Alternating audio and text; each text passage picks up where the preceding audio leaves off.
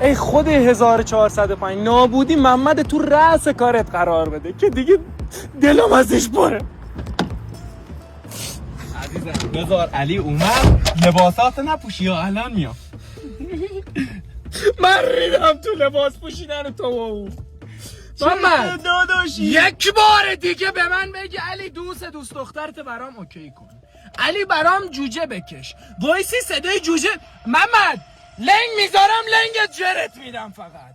یک جوجه محمد جوجه بهم میگن، خیلی دوست دارم CCR رو. چند بار بهت گفتم محمد دوست دخترم برات اوکی میکنم، انگار انسان باش برخورد کن، باش فاب بمون، یکی برای خودت نگه دار محمد. خب میخوام همین کارو کنم. بذار این جدیدو هم بیاریش.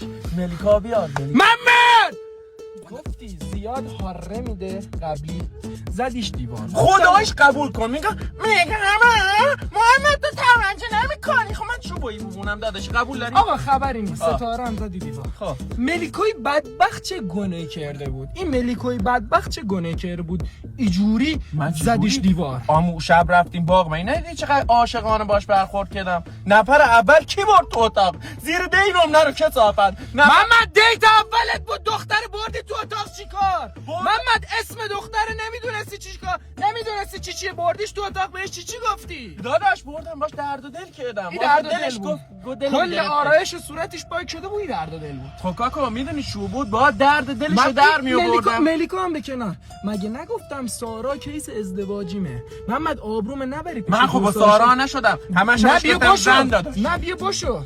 این چه بلایی بود بر سر بدبخت رفیقش رفتیم تو باغ در آوردی؟ چیکار کردم کاکو؟ شب عاشقانه تا غذام کردم دن شب. غذا کرد دنش، بعد بردیش تو چادر تا صبح. حالا خدا میدونه چه کثیف کاریه محمد انجام دادی. اینا هم به کنار.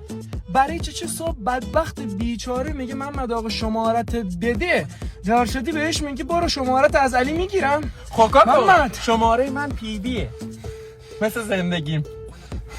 داداش تو رو خدا نه محمد